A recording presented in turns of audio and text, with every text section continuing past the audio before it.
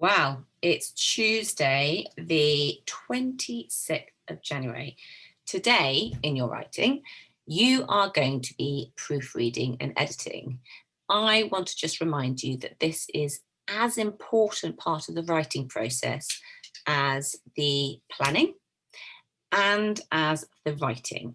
Now, this is the bit that possibly, if we're really honest, we don't spend enough time on. This is the bit that can make the difference. And I know in my class, I bang on the whole time about professional writers, how they might spend probably a couple of years writing their book, but they might spend exactly the same amount of time, if not longer, editing, redrafting.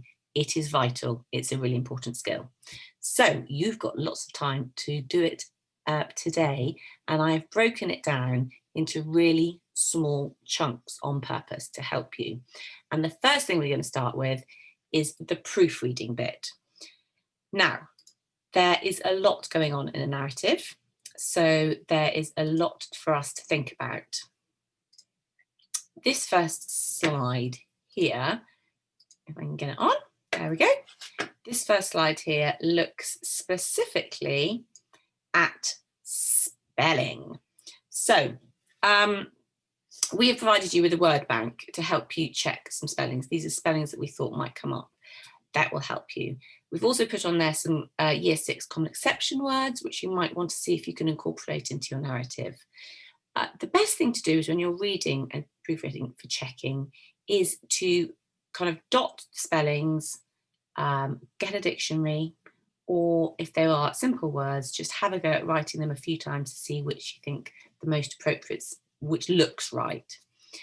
I also want you to think about some of your target spellings. I know you all have got them. Those are ones that we, for some reason, we just keep tripping up on. We know they're wrong, but we keep doing them. A classic one is the there, and they, as in they are, those ones.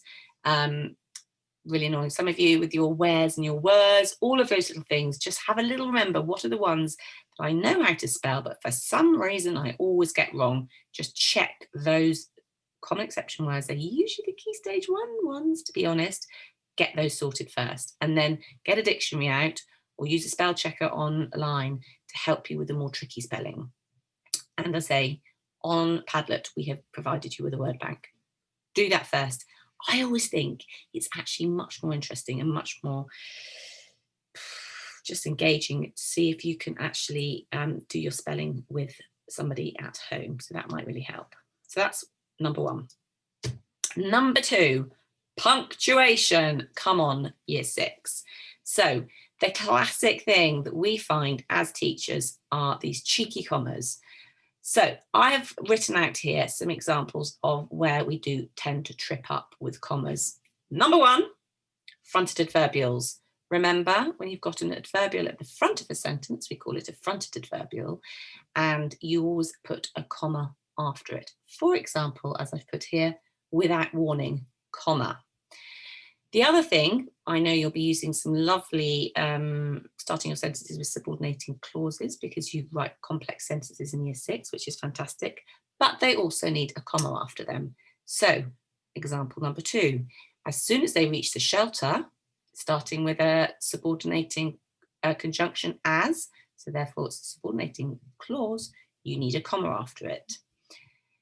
The other part of the comma challenge is to remember to punctuate your relative clauses. Remember, relative clauses are clauses where you add extra information, like parenthesis as well. But Peter, Edmund's older brother, you need commas either side of that. And that is the same with parenthesis. So huge black birds, comma, in perfect formation, comma, were looming down, comma, creeping towards the house, because both of those elements are parenthesis. You're adding in more information into the sentence. The main part of the sentence is huge black birds were looming down low, and you've added in extra bits of information there. Okay.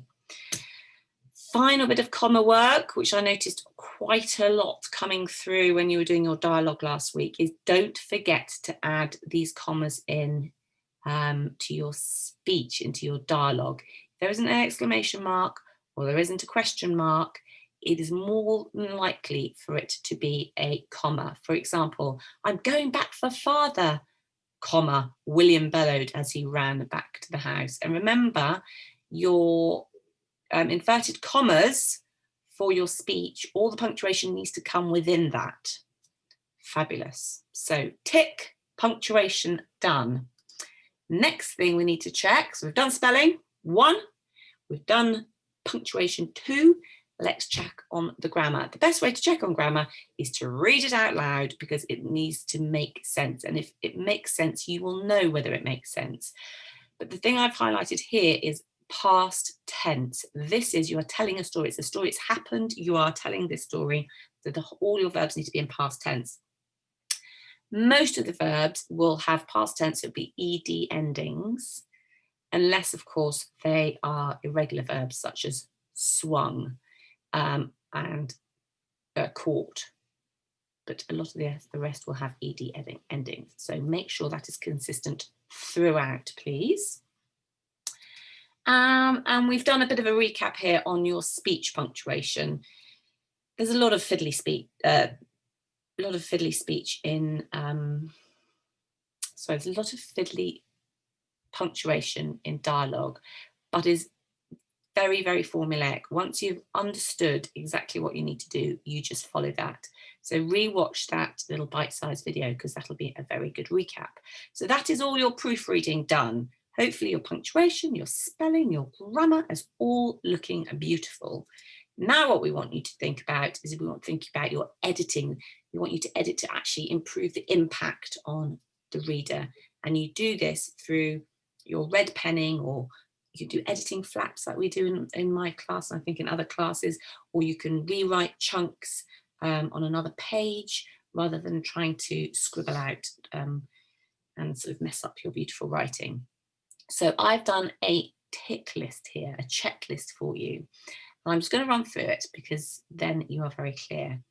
Number 1, have I shown the emotion of the characters through their movement and also how they speak? So in the dialogue and also how they move. 2 brilliant ways of showing the emotions of the characters. Have I added detailed description? We want the reader to be able to really visualize what's going on here. Fragments of glass flew through the air. We wanted them to be able to picture it. Have I added drama to my description so the reader can sense the danger?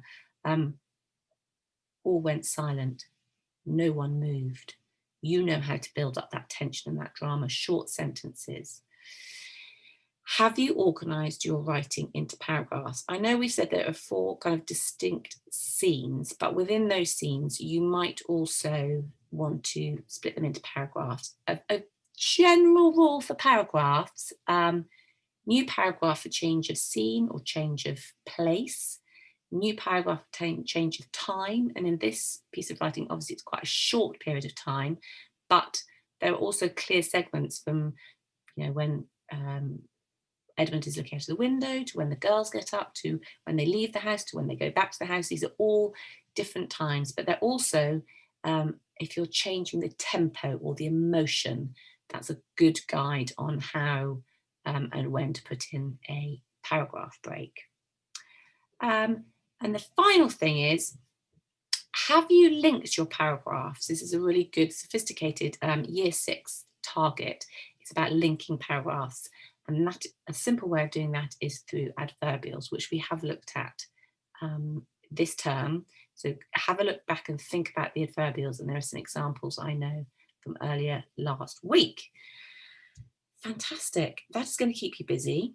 As I said, it's a really important part of the writing process, and I would like to see, please, or we, the team, would like to see your editing and your improvement, because again, that's another great step forward in your independence.